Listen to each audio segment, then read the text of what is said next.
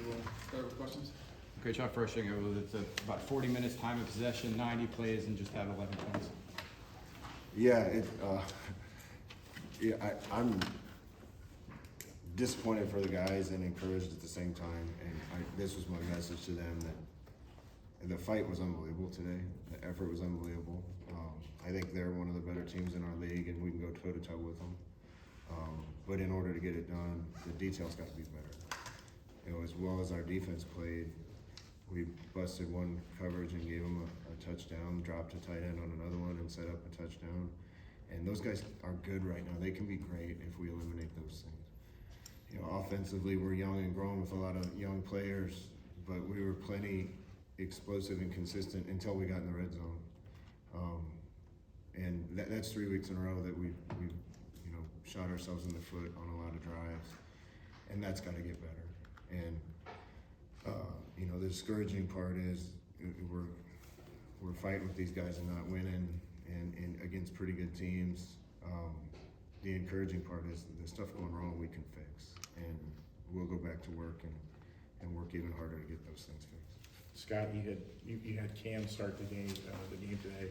What did you see out of him, and what was Taven's status, and could he have played if you needed him, and was there consideration to put him in the game at any point? Yeah, we went in the game with Cam starting, and Davi as our number 2 option, and Taven as emergency if we needed him.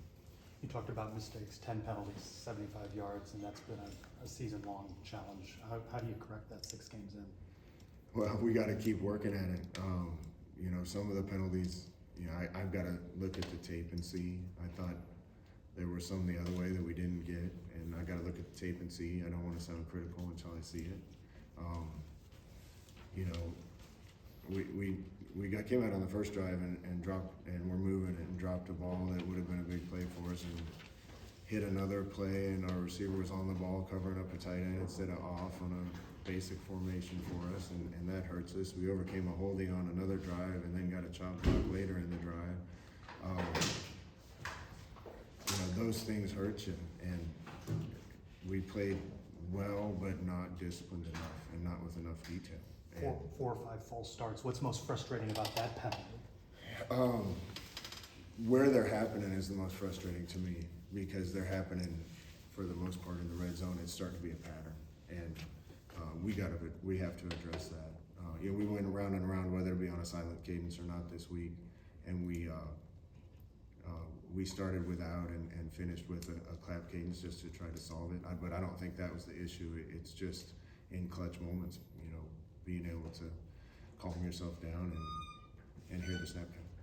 How would you Cam Fancher and how he performed in the start? I mean, it looked like he was hitting receivers in the first half. There were just guys around him maybe making mistakes. I thought he played really tough. I haven't watched the tape yet, but I know he played tough.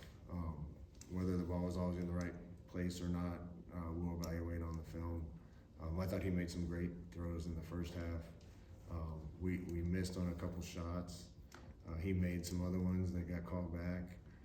Again, it's self-inflicted wounds on a lot of the things. And once they got up 2 scores, you weren't, the way they play defense, we weren't going to get behind their secondary anymore. And then it was more of a grinded out, completed in front of them and run the ball type of game. And we still executed that pretty well until we didn't, and made mistakes that cost us drives. And any game in this league where a defense can hold an offense like that to 20, we got to be good enough on offense to have a chance to win or win.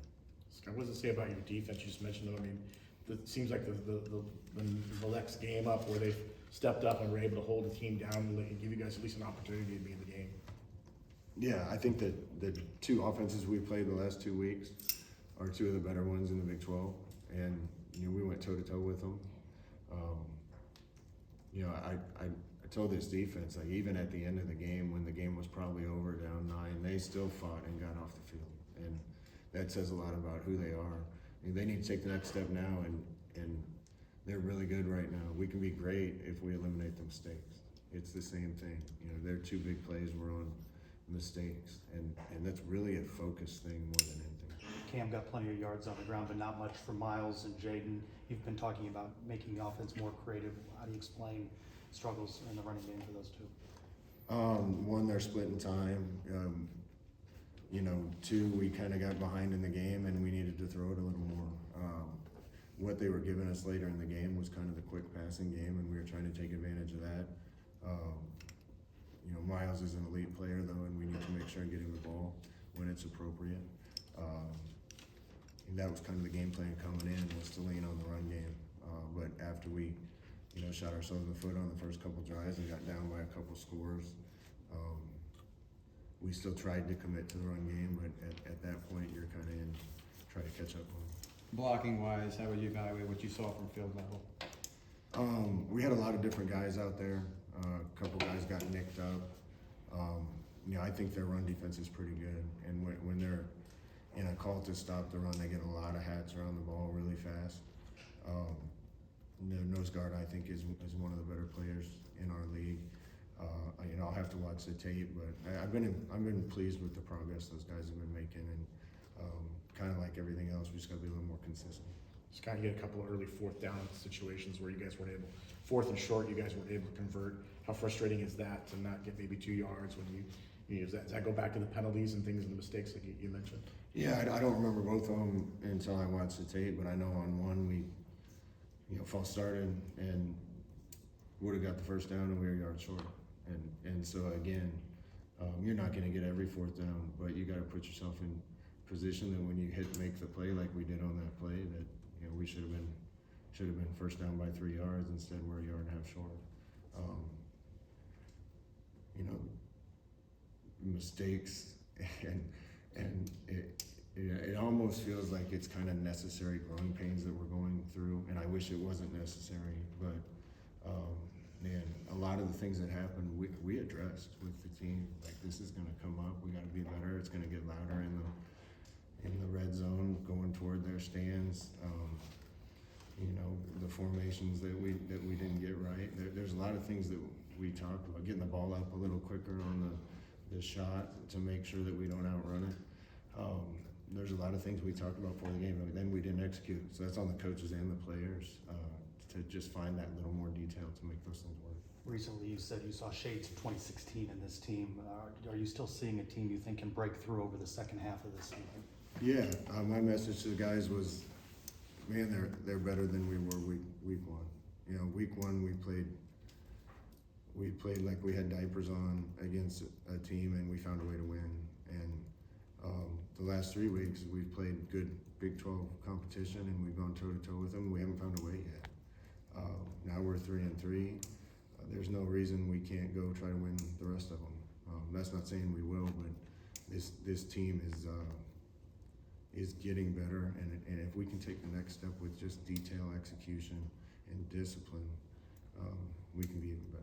I know you spoke with Coach Satterfield after the game. Can you just speak on it? They ran a little video tribute dedicating the game to Sean Clark.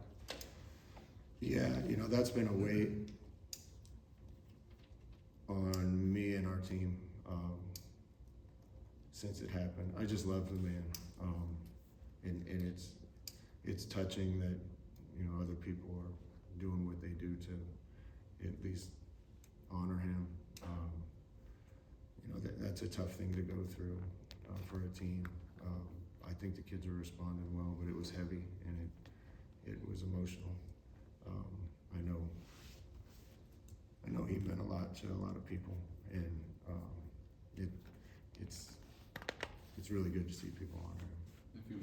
Scott, we've asked you before about this, but in the locker room now, it's been a 3-game losing streak.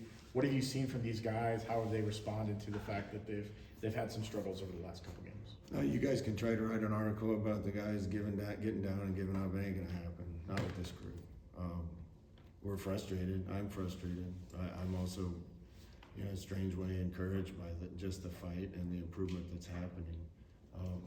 Man, the team we just played could end up in the Big 12 championship really easily if they keep playing the way they're playing. And if we don't make mistakes, we're right there, or have a chance to win, or win. So this team's not going to give up. Are we frustrated we've lost the last 3? Yeah. I don't think we played our best game in Manhattan. Felt like we had one last week and kind of gave it away. And this week, we didn't have it, but we should have been right there. And the things that we need to fix are really fixable. So we're going to, as a coaching staff, double down on those things. dropped a couple on the road. How important is it to serve court at home and protect the home field? Yeah, we just got to go back, get to work, and have fun as a group, practicing this week and try to be even better next week. And our best is going to be good enough in this league if we play our best. I don't know if we've done that yet. Okay, let's go. Appreciate it. Thanks, Coach.